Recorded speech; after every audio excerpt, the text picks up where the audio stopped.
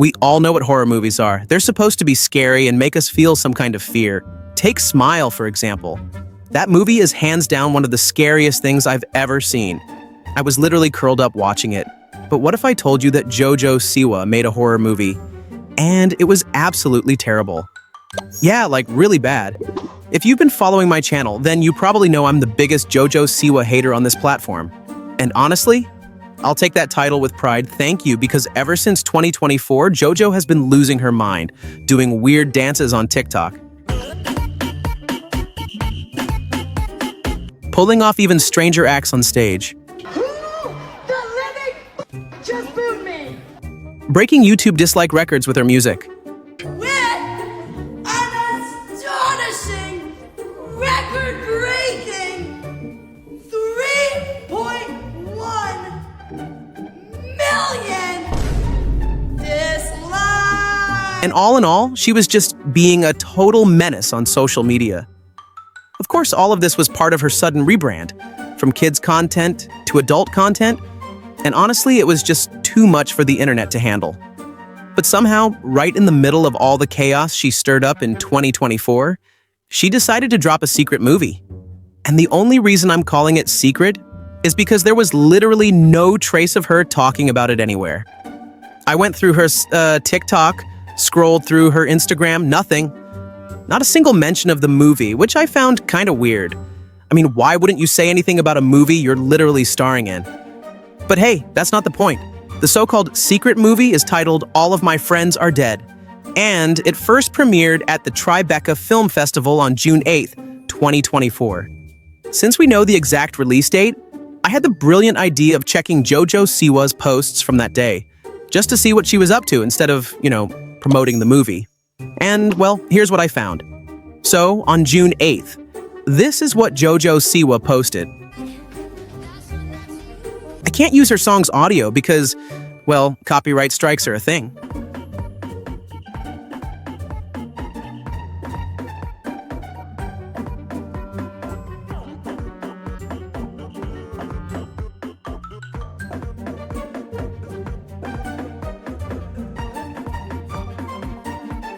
So, as we can see, JoJo was doing JoJo things, which is probably why we never heard about this movie. I mean, imagine being in a movie with JoJo Siwa, and instead of promoting it, she's going wild on TikTok. Like, that's actually kind of hilarious. Another reason we probably never heard about this movie is because it didn't do well at all. Out of the few ratings it has, it's only sitting at around 2 out of 5 stars, which, let's be honest, isn't good at all. And just from some of the reviews, it's clear people hate this movie. But let's dive into some of the hate, shall we? Confusing, boring, and not even funny. That's one. Here's another. An immensely troubling slasher with not much to like. And one more for you. Amias. All my ideas are stolen, confusing, unsatisfying, and frustrating. 12 people found that helpful. Oh, and I also found the actual trailer on YouTube. It only has 95,000 views, which sure is a lot. But compared to JoJo's other stuff, it's nothing. Plus, it only has about 300 likes and 100 dislikes.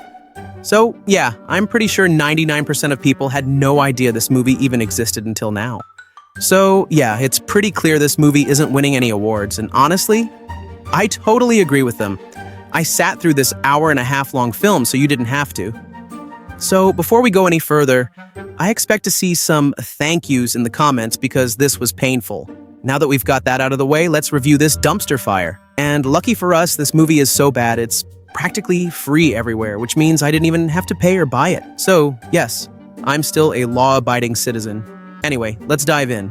The movie starts with one of the weirdest scenes I've ever seen in a film. In life, they are the goat. In business, they are the goat. In family, yes, they're the goat. And when it comes time to chill the f*** out, they only smoke the goat. Yeah. We do. Christ. Personally, I've never seen a movie start like this. Guess I'm just too used to those typical setting the scene openings. But hey, I'm willing to give it a shot. The actual movie kicks off at a wooden cabin, and there's JoJo Siwa, of course. We're then thrown into some random flashbacks with a voiceover explaining just how great of a person JoJo is. The one who is such a light for others. It was an honor when they shared their hurt and their fears. It was inevitable. Someone would be drawn to that light just to destroy it. So clearly, she started tweaking out. And honestly, I'm not even sure if that's her screaming or if they just slapped a sound effect on there in post-production. Anyway, JoJo gets killed by some mysterious figure, and then the movie just keeps going. But fear not, this isn't the last time we'll be seeing JoJo in this disaster of a movie.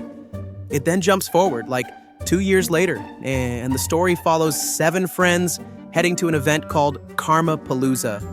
I'm guessing this is some kind of Easter egg referencing JoJo's song Karma, the one that dropped the same year and somehow managed to rack up the most dislikes on YouTube in 2024. You know, the one everyone just loved to hate. 3.1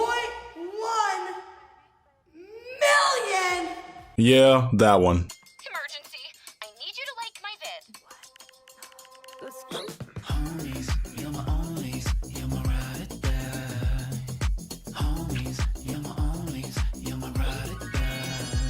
Hey guys, it's Live in the Big City. And guess what?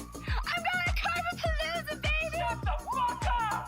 Now, here's the thing, I actually get what's going on.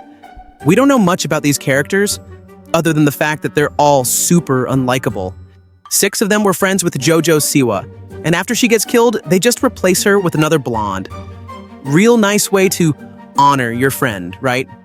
And none of this is ever explicitly stated. You just have to guess it because, like, there's a random picture frame at the 3-minute mark of the movie. This ties back into one of the complaints I saw, though.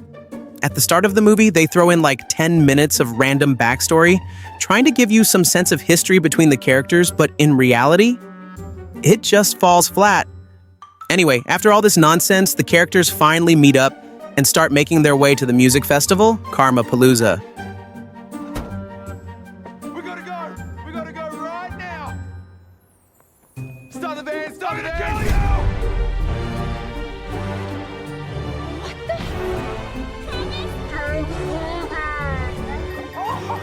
Oh, and I almost forgot. This movie's totally a brain-rot social media mess. Some characters are obsessed with likes and followers, like that's their whole personality. Yo, can I post out my consent? Credit or copy? Got it? Whatever. And personally, I'm not a fan of these types of films because the characters are always so predictable.